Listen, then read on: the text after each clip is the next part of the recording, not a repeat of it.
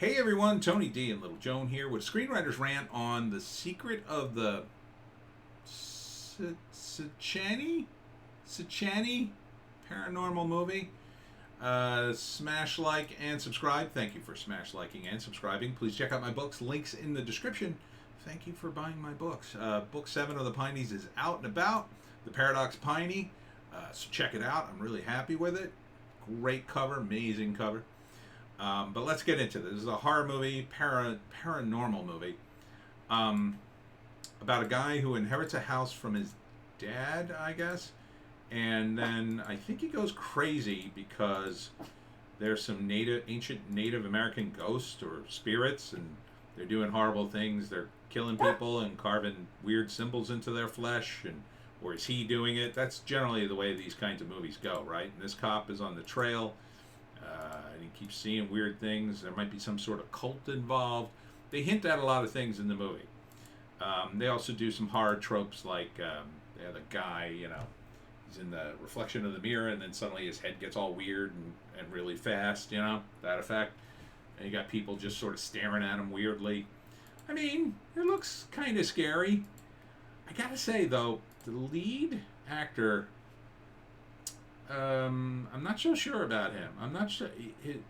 He doesn't exude a lot of charisma, which may be in part his character. Like here, I guess he's doing something crazy. Like he's trying to be a Native American, and then he sort of pretends to do this bow thing. And then this cop, I don't know, she gets attacked, and you can see the Indian theme here going. Something's going on. I mean, and then you see him here. So, I'm not sure the deal. I mean, Sinchanee sounds like a Native American tribe. May have been made up for the movie. But the true crime is cultural appropriation. Oh no! No, I just say the lead... He's just... I mean, maybe it's just the way the trailer's cut, but they don't give him like a line, like a forceful line that would give me an idea of his character and his strength or weakness or whatever, or his craziness, right? I would expect if this is about a guy who goes nuts, we needed at least one scene of him going, ah, ha, ha, ha, something like that. Not just like this kind of thing. It seems a little underwhelming. There doesn't seem to be a lead in it. He seems to kind of fade into the rest of the cast.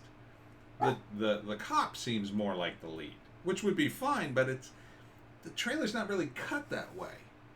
Like, that would be, a version of it, that the lead is a cop trying to figure all this horrible stuff out. But it seems like he's the lead. And it seems like the filmmakers didn't give him any real scenes, or at least not in the trailer. Maybe they're in the movie, but they needed a scene like something, even if it was just a fun scene that established him as a funny character or whatever. It needed a strong scene, and I'm not seeing that strong scene from a character that I think is the lead of the movie. Right? Like if you look at, I don't know, the trailer from The Shining, let's say, Jack Torrance, played by Jack Nicholson, is intense even when he's a little laid back before he goes crazy, but he at least has something to him, right? And granted, it's Jack Nicholson, it's an unfair comparison, but he's not trying to like steal the limelight in the quote unquote normal scenes, but he's delivering them. You know what I mean? Like, the lead here is just, he needs to be punchier, or they just didn't cut in that scene, in which case I think there's a huge mistake upon the editors of this trailer. Now, would I see it? It might still be good. It might just be a bad trailer, a bad cut of it. It does look scary. I'll say that. The scary scenes do look a bit disturbing. Paranormal. It's got the Native American angle. I kind of like that. I don't think I've seen a movie quite like this in the modern era, but it's got the supernatural element of Native American culture, so I'd be kind of interested in seeing it. In fact, I wrote a Piney story that had that kind of slant to it, so I kind of like that slant, obviously. I might see it anyway, but I would urge the filmmakers to do a different cut of this trailer.